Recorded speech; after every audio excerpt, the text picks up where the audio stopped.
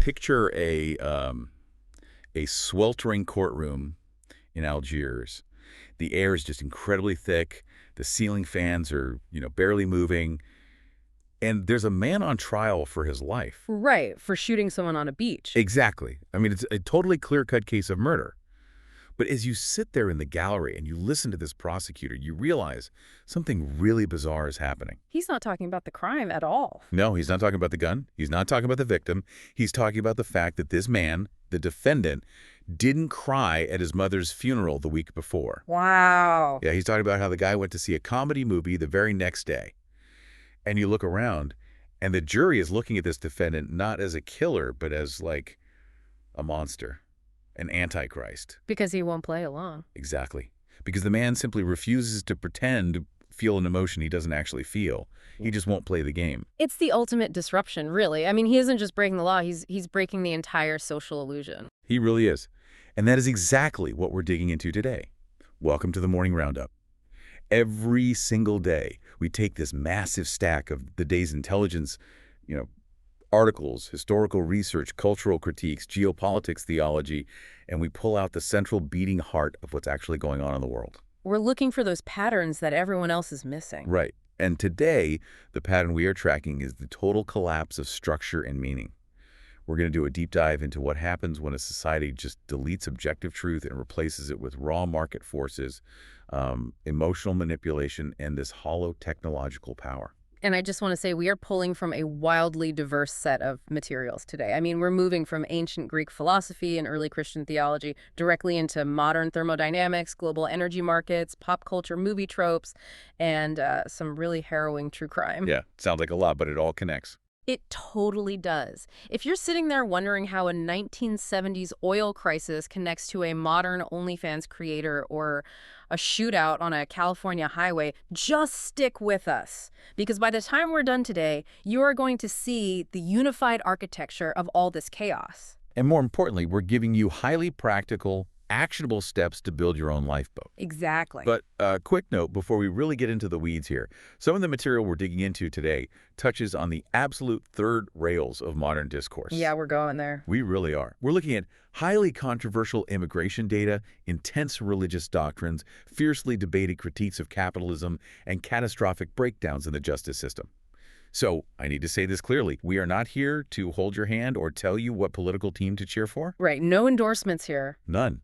We're just impartially laying out the mechanics of these arguments from the sources. We're going to push your buttons a bit, probably challenge your worldview, and then leave it entirely up to you to decide what to do with the information. Basically, we're diagnosing the engine, not selling you the car. I love that. Yeah. All right, let's start at the absolute bedrock. If society is collapsing, it always starts with language. Yeah. I want to unpack this concept of post-structuralism. Specifically the French philosopher Jacques Derrida. Oh, Derrida. Yeah, because the prevailing idea in academia and culture right now is that there is no objective reality anchoring the words we use. Right. There's no presence. It's just this relative shuffle of symbols. Words only point to other words. It's a really profound shift. And I think to understand how radical this is, you have to look at the classical model first. Okay, break that down for us. So for thousands of years, philosophers operated on what we call the triadic relationship. Imagine a triangle. Point one is the spoken word, let's say the word apple. Yeah. Point two is the idea or the image of the apple in your mind. And point three is the actual objective physical apple sitting on the table. So the word connects to the idea, which connects to a fixed reality. The physical. Right. But Derrida comes along and essentially takes a pair of scissors to that triangle. He completely cuts off point three. So the actual apple on the table just ceases to matter. Exactly. Oh. Once you sever language from objective reality, words become completely unmoored. They're just floating. Shakespeare actually nailed this centuries ago in Hamlet. Oh, right. The words, words line. Yes. When Polonius asks Hamlet what he's reading, Hamlet just says, words, words, words. He's mocking the text because without reality, it's just empty syntax. That's fascinating. And think about the implication. If there's no objective truth, you can never technically be wrong in an argument. But the terrifying flip side is that you can never be right either. Everything just dissolves into a power game of who can manipulate the symbols better. Okay, give me a real-world example of this, because post-structuralism sounds like something that just, stays in a university faculty lounge, but it feels like we're living it every single day. We absolutely are. Think about modern corporate PR or political spin. Let's say a company dumps toxic waste into a river. The physical reality point 3 on our triangle is poisoned water and dead fish. Right. Objective reality. Exactly. But the company releases a press statement about optimizing environmental transitions and leveraging synergistic ecology protocols. Oh, wow. Yeah. That means nothing. It means absolutely nothing. Those words don't connect to the dead fish, they only connect to other buzzwords. They've created a closed loop of language that completely ignores objective reality. Okay, so if society is becoming this giant house of mirrors, just endless reflections of buzzwords with no original object in the center actually casting a shadow, isn't artificial intelligence just dumping like a billion more mirrors into the room? That is the exact danger right there. And when you dig into the theological and philosophical critiques of AI that we looked at today, you find some really striking warnings. Tell me about the Psalm 115 comparison. That blew my mind. Yeah, so Psalm 115 describes ancient idols, and it says, "Eyes have they but see not, ears have they but hear not." The ancient warning was always that those who make idols eventually become like them. That is dark. It is, because when you attribute a soul or a genuine inner life to a hollow shell, you don't elevate the shell, you degrade your own humanity to the level of an object. But let me push back on this for a second. Go for it. If an AI chatbot is programmed to perfectly mimic empathy, right? And let's say it talks a lonely, isolated teenager out of a severe depressive episode, does it really matter that it's hollow? I mean, the result is real. The comfort is real. Why do we care if there's a ghost in the machine? That is the central ethical dilemma of our entire era. And it's funny, the Greeks actually had a term that addresses this exact thing. Really? Yeah, in Homer's Iliad, Hephaestus, the god of the forge, creates these golden robotic serving girls. Homer describes them as having speech and motion and minds in their heads. The ancients called them instrumentum vocal. Which means talking tools. Talking tools, exactly. And the distinction here is between the outer word and the inner word. AI has absolute mastery over the outer word. It can generate flawless syntax. It can mimic the cadence of empathy perfectly. It can say, "I understand and I care about you." But it doesn't actually experience understanding. Right. It lacks the inner word, the logos, the soul, the lived, agonizing, joyful experience of conscious existence. It's just predicting the next token. Wow. So, to answer your pushback, yes, the immediate comfort might feel very real to that teenager in the moment, but long-term, if we train an entire generation to accept a simulation of connection as a substitute for the friction and vulnerability of real human intimacy, we're just hollowing ourselves out. Because we start treating real people like machines. Exactly. We start treating real human beings like apps that can be muted or swiped away or reprogrammed whenever they inconvenience us. Which brings us right back to the courtroom in Algiers. Yeah. Because if you refuse to be a machine, right, if you refuse to just output the expected outer word like a good little algorithm, society turns on you completely. Like Albert Camus' protagonist Mersault in The Stranger, we open the show with him. Yeah, Mersault is the ultimate anti-algorithm. He's a man who simply refuses to perform the emotional script. When society says, "You must cry at this funeral," he doesn't, because he just doesn't feel it. Right. And when his girlfriend Marie asks if he loves her, he doesn't give her the romantic fairy tale. He bluntly says that love probably doesn't mean anything, but he likely doesn't love her. He is physically incapable of engaging in that PR spin we talked about. He won't optimize his social protocols. And that is exactly why the court condemns him. The trial isn't really about the murder at all. It's about his emotional nonconformity. He's a threat. A huge threat. A society built on shared illusions and forced performances is deeply existentially threatened by a man who refuses to pretend. His radical honesty exposes the artificial nature of everyone else's lives, so they execute him not to punish a crime, but to protect their own theater. Man, that's heavy. So we have this tension. On one side, if you delete objective reality, you just have a war of words. And whoever controls the definitions controls the world.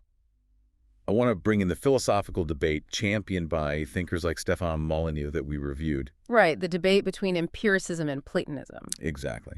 So they look at this divide between empiricism, which is starting with a blank slate and only trusting what your physical senses can measure, and Platonism, which believes in an ideal, transcendent world of forms. Molyneux makes this really fascinating hardline argument about abstractions here. He points out that abstractions do not actually exist in physical reality. Okay, like what? Give me an analogy. Let's use his analogy. You can walk into the woods and you can touch an oak tree. You can touch a pine tree. but you cannot touch a forest. A Right. forest isn't a physical thing, it's a conceptual grouping. It's an abstraction we invented just to easily describe a collection of individual trees. Okay, but why does that matter? Obviously, forests exist conceptually. We need shorthand to communicate. We absolutely need shorthand for biology and everyday life, sure. But it becomes incredibly dangerous in politics. Molyneux argues that when an elite political class claims to speak for a non-existent abstraction like the collective good or the nation or the public health, they weaponize it against the individual. Oh, I see. Because you can't cross-examine the collective good. Exactly. You can't put the nation on a witness stand. If a politician says you must sacrifice your property or your freedom for the greater good, they've basically created an invisible, unassailable club. And if you argue back, you aren't arguing with a flawed, corrupt politician. No, you are suddenly arguing against the greater good itself, which makes you a monster. Just like Mersault, it's a brilliant linguistic trick to crush individual agency. That is terrifying. And when you crush that individual agency and you completely remove objective truth, you fundamentally change the rules of how human beings interact. You change the entire game board. Yeah, you do. There's this brilliant cultural critique we looked at that uses the models of Thomas Aquinas to explain this shift. Walk us through the squares. Okay, so think of classical humility like a square divided into 4 quadrants. On the left side, you have the subjective realm, the imperfect, the messy, the things that belong to you and your neighbor. Right, human opinions. Exactly. On the right side, you have the objective realm, the perfect, the transcendent, what classical thinkers would call truth or God. So true humility in this classical model wasn't just about bowing down to your neighbor. It was about the left side, the submitting to the right side, the objective truth. So you and your neighbor could disagree, but you both acknowledged there was a higher standard you were both trying to reach. Yes, there was an ultimate referee. But what happens when you erase the right side of the board? We've essentially deleted the objective quadrant. We've killed God, we've killed transcendent truth, and we are left with only the 2 subjective squares. My truth and your truth. And since there is no higher standard to appeal to anymore, neither of our subjective truths is inherently better than the other. So how do we settle disputes? We shift from playing on a chessboard to playing snakes and ladders. Okay, explain the difference mechanically here, because chess is brutal, but at least it makes sense. Right, chess is based on hierarchy, merit, logic, and objective rules. A knight moves in an L shape, whether you like it or not. If you make a bad move, you lose your queen. It's objective. Doesn't care about your feelings. Not at all.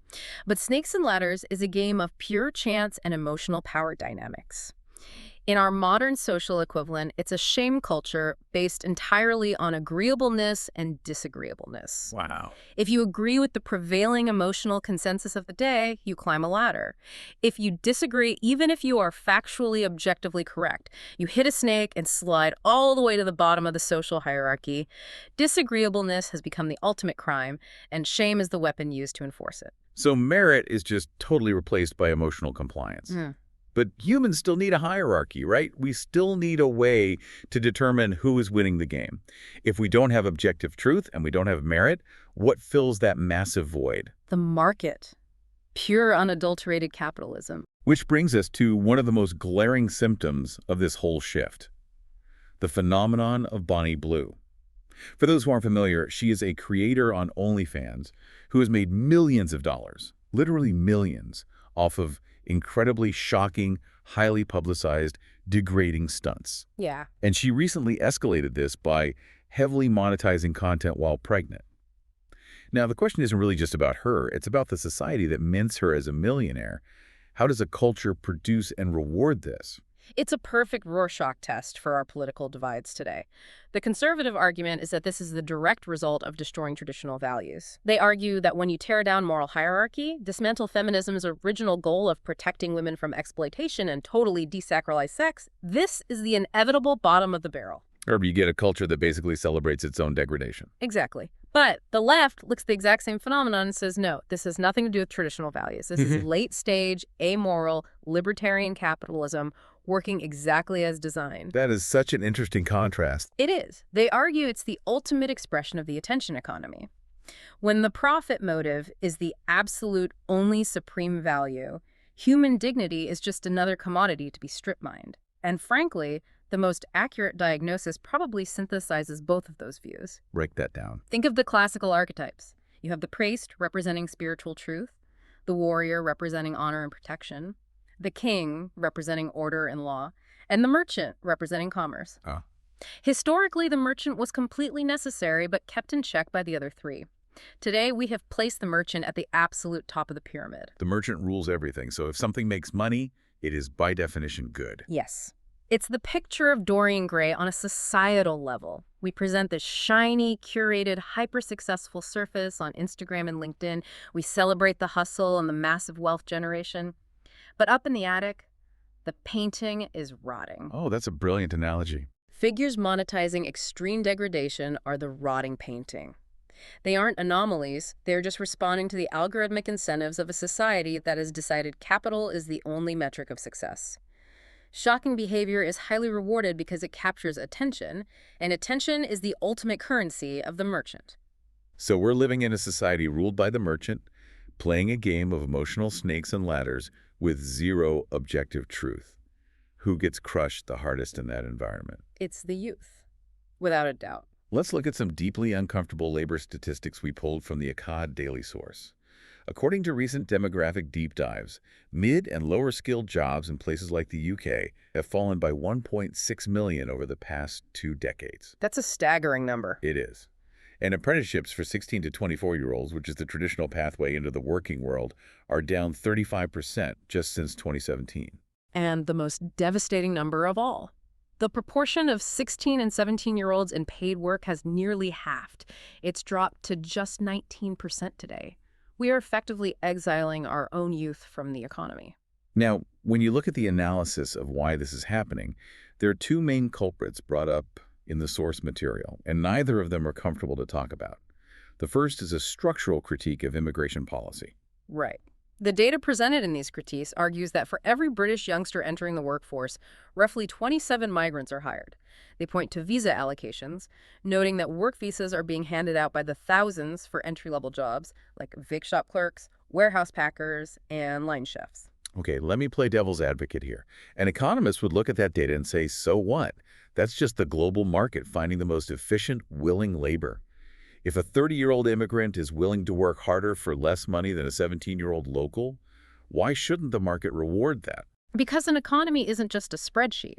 It's a mechanism for socializing the next generation. Those entry-level jobs, packing boxes, washing dishes, working a tilderant, they were never meant to be permanent careers. They were the training grounds. Right. That's where a 16-year-old learns how to show up on time, how to take orders from a boss they don't like, how to function within a hierarchy, and eventually how to earn their own autonomy. When you displace the youth from those roles, you sever their connection to the adult world entirely. And that leads directly to the second culprit, the cultural shift in how we raise and educate children. The critique here is that modern schooling has prioritized mollycoddling. We've centered the entire educational model on the child's subjective feelings rather than objective obligations. Instead of a teacher saying, here are the rigid rules, here is the harsh punishment if you fail, and here's the genuine reward if you succeed, the system asks, how are you feeling today? Do you need an extension? We removed all the friction. Exactly. And as a result, young people are emerging into adulthood completely unequipped for the realities of a workforce that genuinely does not care about their feelings. They retreat to their screens, isolated, playing video games, fundamentally disconnected from the civilization they are supposed to inherit. Okay, so if removing boundaries in schools ruins the workforce by making young people fragile, what happens when you apply that exact same philosophy, removing friction and boundaries, to the justice system? That's where it gets deadly. This is where the theoretical completely shatters against physical reality.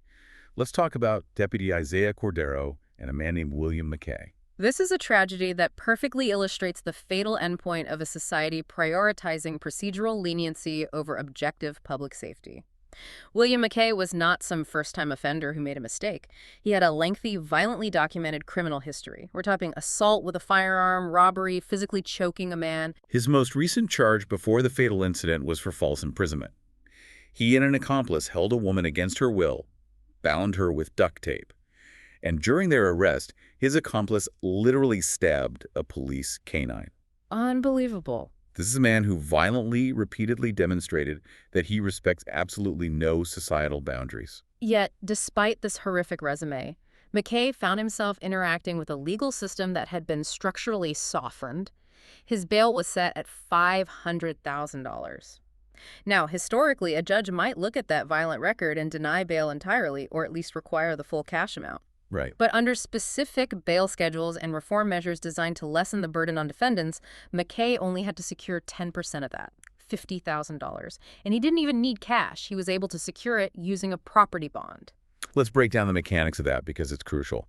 A bail schedule essentially removes the judge's subjective assessment of danger and replaces it with a formula. You commit crime X, bail is Y. Pay 10% to a bondsman, and you walk. Exactly. It treats a violent repeat offender and a first-time non-violent offender with this terrifying algorithmic equality. So McKay makes bail, he gets out, he is almost immediately arrested again on drug charges, and incredibly, he makes bail again. He is released right back onto the streets. Yes. He then predictably fails to appear for his sentencing, and a warrant is issued. And that is the totally broken system that Deputy Isaiah Cordero walked up to on a routine traffic stop. He pulled McKay over for a missing license plate, and McKay shot and killed the deputy. Just tragic. What followed was an explosion of chaos that literally looked like a war zone. An off-duty officer spotted McKay on the freeway later. The pursuit was massive. Police deployed spike strips, blowing out the tires on McKay's truck, but he just kept driving on the bare metal rims. Yeah, the police actually had to bring in a Bearcat, a massive armored tactical vehicle, to perform PIT maneuvers on a busy Southern California highway just to finally stop him. McKay crashes, brandishes a handgun, and a massive shootout ensues. 79 rounds are fired. McKay is killed, suffering 12 gunshot wounds. I mean, this wasn't a failure of policing. It was a failure of the structural boundaries of the court. A system that bends over backwards to accommodate the subjective reality of a violent criminal ends up sacrificing the objective life of a public servant. You can debate post-structuralism and sociology in a coffee shop all day long, but eventually reality asserts itself. A bullet is not a social construct. Man, that is the truth. And that pivot from the philosophical to the physical brings us to the most unyielding reality of all, the cold, hard ground. We can talk about how society organizes itself all day, but what actually powers that society? Energy. Right. You cannot philosophize your way out of thermodynamics. Let's look at the true engine of the modern world, oil. There is a massive blind spot in how people view petroleum. We tend to think of it just as, the fuel we put in our cars. But modern civilization isn't just fueled by oil. It is constructed entirely downstream from it. And this isn't a new phenomenon either. Right, the ancient Babylonians used it, didn't they? They did. They used crude oil that naturally bubbled up to the surface in the Middle East. They used it as bitumen to waterproof their boats and bind the massive brick walls of Babylon together. That's wild. And the Chinese in the 4th century were literally using hollowed-out bamboo poles to drill for natural gas to light and heat their homes. It's just incredible ingenuity. But the West took a different, much bloodier path for a long time. For centuries, the Western world relied heavily on whale oil to keep the lamps burning. Right. And there is this myth that the discovery of commercial oil in Pennsylvania in 1859 by Edwin Drake immediately saved the whales. It really didn't. Wait, really? Yeah. The new petroleum industry actually provided mechanized technology like steamships and explosive harpoons that allowed whalers to hunt the remaining whale populations with terrifying efficiency before kerosene completely overtook the market. It was a chaotic, violent gold rush. Enter John D. Rockefeller. He looks at this chaotic Wild West of drilling, where prices are wildly fluctuating, and he does what the merchant archetype always does. He centralizes it. He found Standard Oil, builds the refineries, controls the railroads, and creates the first true global monopoly, basically bringing order to the thermodynamics. But the geopolitical tectonic plates shifted dramatically a century later. Let's fast forward to 1970. The United States hits peak oil. Meaning what, exactly? This means their domestic oil production maxed out and began to decline, while their consumption was still skyrocketing. Suddenly, the superpower was vulnerable. They had to import massive amounts of oil just to survive. And we saw that vulnerability exposed instantly in 1973. During the Yom Kippur War, when the U.S. supported Israel, the Arab nations in OPEC unleashed an oil embargo. The physical supply was choked off. Prices quadrupled overnight. The global economy slammed into a brick wall of stagflation, which is the nightmare scenario of high inflation combined with stagnant economic growth and high unemployment. You had lines stretching for blocks just to get a gallon of gas. So the U.S. is facing this existential crisis. Mhm. How do you maintain global hegemony if you no longer control the physical energy required to run the world? The answer was a brilliant piece of geopolitical engineering, the 1974 petrodollar deal. Walk us through the mechanics of this deal, because it is literally the hidden architecture of the modern economy. Okay, so the U.S. goes to Saudi Arabia and makes a deal. The U.S. guarantees unconditional military protection for the Saudi monarchy, weapons, intelligence, sheer hard power. In exchange, Saudi Arabia agrees to price all of its global oil sales exclusively in U.S. dollars. Which is the magic trick. It is, because every country on Earth needs oil to survive. Every country on Earth now needs U.S. dollars to buy it. This artificially creates infinite global demand for the dollar, cementing it as the world's reserve currency and allowing the U.S. government to print money and run massive deficits without immediately collapsing their economy. But there's a second part to that deal, right? Petrodollar recycling. Right. Saudi Arabia and the Gulf states are suddenly sitting on mountains of U.S. dollars. What do they do with it? They recycle it back into the U.S. economy. They buy U.S. Treasury bonds, they buy real estate, they buy weapons, and crucially, they invest heavily in Wall Street. And here is where we tie it directly back to today's headlines. We talked earlier about the AI bubble, the billions of dollars pouring into large language models and tech startups. Where is that capital coming from? A massive chunk of it is Gulf sovereign wealth funds. That blows my mind. The AI boom in Silicon Valley is effectively being kept afloat by the recycling of Middle Eastern petrodollars. It is a staggering feedback loop. The U.S. economy relies on the tech sector. The tech sector relies on AI hype to drive stock prices. AI requires billions in unprofitable capital expenditure server, farms, energy, microchips. And those billions are coming from oil profits extracted halfway across the world, filtered through a 1974 agreement. But that system is incredibly fragile. We're looking at massive geopolitical choke points right now. Take the Strait of Hormuz. It's a narrow waterway between Oman and Iran. Roughly 20% of the entire world's seaborne oil passes through that tiny bottleneck every single day. And it's not just the physical choke points, it's the financial ones. We are seeing the rise of the shadow fleet. Because of Western sanctions on places like Russia and Iran, there's a massive fleet of aging transponder dark tankers moving sanctioned oil around the globe. And crucially, they're beginning to settle these transactions in currencies other than the dollar, like the Chinese yuan. They are actively bypassing the petrodollar system altogether. There are geopolitical analysts wargaming a hypothetical scenario right now that is terrifying. Imagine a mid-April 2026 crisis. Tensions boil over, and the U.S. initiates a port blockade against Iran to stop the shadow fleet. In retaliation, the Strait of Hormuz is shut down. We have a dual blockade in the region. What happens? I mean, gas goes at $10 a gallon, right? The ripple effects are apocalyptic. It's not just that gas gets expensive. The analysis shows that a closure of the strait would instantly cut off roughly 30% of the global raw fertilizer trade. Wait, explain that connection. Why does an oil blockade stop fertilizer? Because modern commercial agriculture is entirely petrochemical.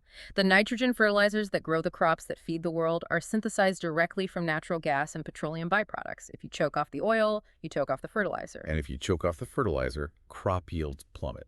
The United Nations has already issued warnings that disruptions of this magnitude could lead to record numbers of people facing acute, immediate hunger. We are talking about global famine. I mean, look around the room you are sitting in right now listening to this. The polyester in your clothes, the plastic casing on your phone, the asphalt on your street, the sterile equipment in your hospital, and the literal food on your plate. It is all refined oil. We are floating on a fragile bubble of thermodynamics. And just to add fuel to the fire, we can't negotiate with nature. Let's factor in the super El Nino. Right. El Nino is a climate phenomenon where the ocean releases massive amounts of stored heat into the atmosphere. It causes drastic global temperature spikes and radically alters weather patterns, causing extreme droughts in some regions and flooding in others. And when you look back at history, specifically the 1876 Super El Nino, it's terrifying. It caused massive concurrent droughts across India, China, and Brazil, leading to global famines that killed tens of millions of people. And yes, those famines were severely exacerbated by brutal colonial policies and inefficient supply chains. But look at where we are today. We are facing the potential of a new Super El Nino, bringing extreme heat waves to the U.S. West Coast and droughts to agricultural hubs. Now combine that environmental shock with a geopolitical fertilizer shortage and a fractured post-pandemic supply chain. You are looking at a recipe for catastrophic famine, particularly in vulnerable regions like Africa, but rippling straight through the grocery aisles of the Western world. You can't negotiate with the climate, and you can't eat computer code. Man. So let's pause and take a breath. We've looked at the collapse of objective truth, the hollowing out of humanity by AI, a society driven by shame and market degradation, a totally broken justice system, and a global economy perched on the edge of thermodynamic and environmental collapse. It's pretty bleak. It's incredibly bleak. How on earth did human beings historically survive this level of constant looming chaos? They survived by building walls. Not just physical walls, but rigid, unyielding spiritual and doctrinal boundaries. When the physical world is chaotic, humans historically seek absolute structure in the transcendent. This brings us to a fascinating theological source we looked at, featuring an Orthodox nun discussing the intense concepts of purity and sin. And I want to be clear, this isn't your modern, watered-down God just wants you to be happy theology. The nun takes a hardline, literal approach to the human body.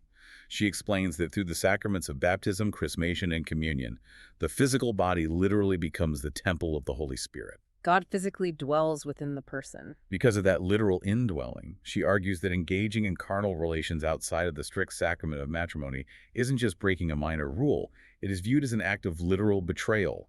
You are cheating on Jesus. It's an intensely demanding framework. And she goes deep into human nature. She looked at the story of Adam and Eve and argues that the fall wasn't just a naive mistake or they were tricked by a snake. She says Adam and Eve actively wanted to know evil. Wait, really? Yeah, they desired it because they wanted to be their own gods. They wanted to kick God out of the garden so they wouldn't have to obey him anymore. Which means human nature, in this view, is inherently aggressively selfish. We don't naturally incline toward loving others. We naturally incline toward consuming others for our own pleasure. Exactly. Because of this fallen nature, we cannot overcome our base desires, like lust, addiction, or greed, through sheer willpower alone. We are infected. We require divine intervention. She tells a brutal story about St. Moses the Black to illustrate this.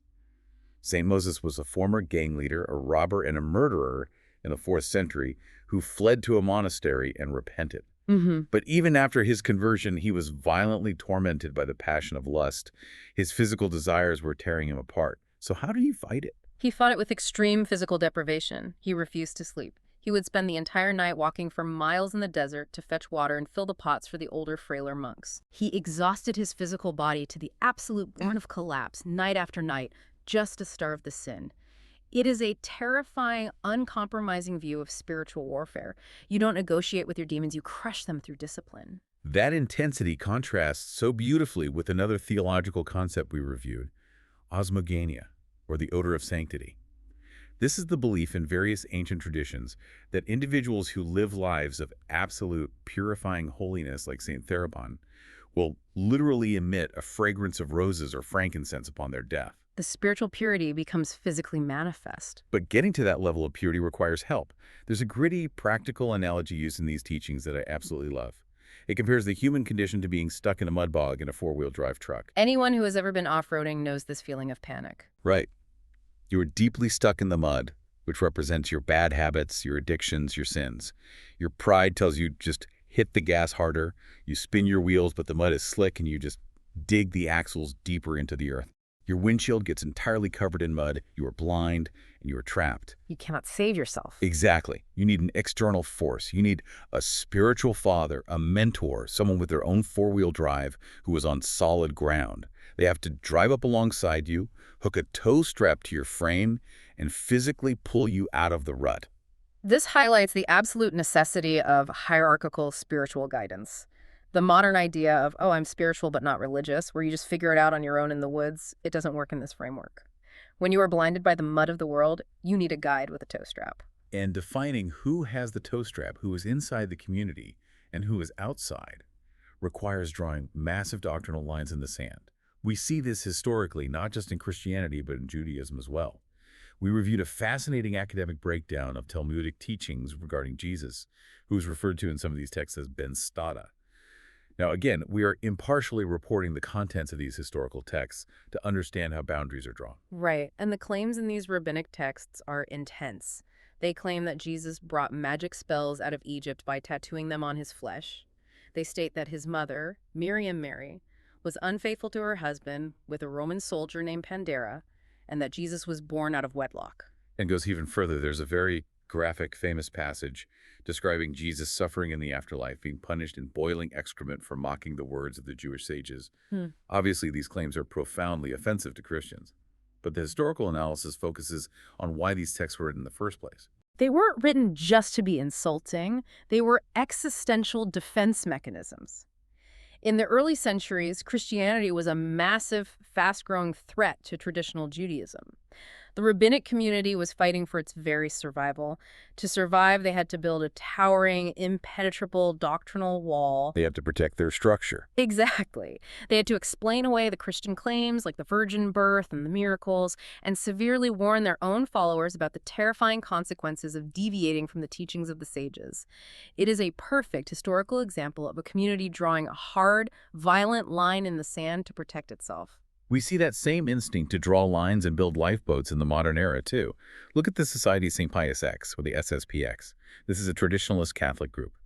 In 1976, their founder, Archbishop Marcel Lefebvre, ordained a group of traditional priests against the direct, explicit orders of the Pope.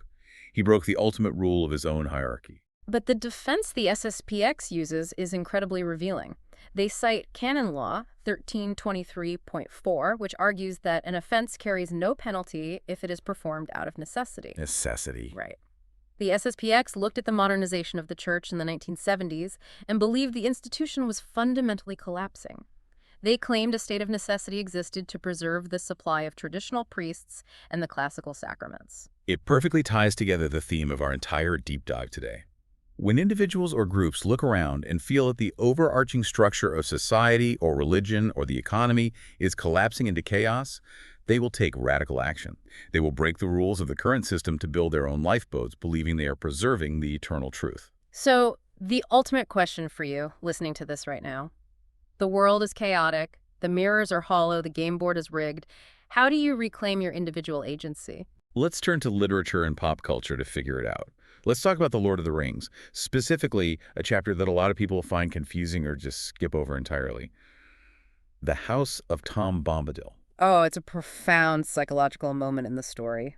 It's day 4 of Frodo's quest. He has barely survived leaving the Shire. He's been hunted by the terrifying Black Riders. He and the hobbits were almost swallowed alive by Old Man Willow in the forest. They are traumatized, exhausted, and hopelessly out of their depth.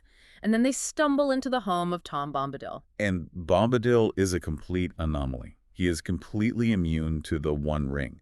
Frodo actually hands him the ring, the ultimate weapon of evil that the entire war is being fought over. Bombadil plays with it. He puts it on his finger. And nothing happens? Nothing happens. He doesn't turn invisible. The ring has absolutely no power over him. And when Frodo puts it on and tries to hide, Bombadil can still see him clear as day. Think about the immense psychological temptation Frodo faces right there. He is sitting by a warm fire, eating good food, completely safe. He has found a being who isn't affected by the evil of the world. Frodo could have just handed the ring to Tom, said, "You deal with this," and stayed in that comfortable house forever. He could have just opted out. He could have let the rest of Middle-earth burn, knowing Sauron couldn't touch him there. He had the ultimate get-out-of-jail-free card. But Frodo doesn't stay. He wakes up the next morning, leaves the feather bed, and walks directly into the horrors of the Barrow Downs to continue the quest. The connection to us is vital. We are all tempted to retreat into the comfort of modern distractions. It's a good time. When the world feels too heavy, the temptation to hide in the digital house of mirrors, to numb ourselves with AI companions, algorithmic scrolling, or mindless consumption is immense. We all want to hide in Tom Bombadil's house. But Frodo teaches us that the refusal to retreat, the willingness to step back out into the cold, is the absolute essence of heroism. And heroism in the modern world rarely looks like fighting an orc. Often, it looks incredibly mundane.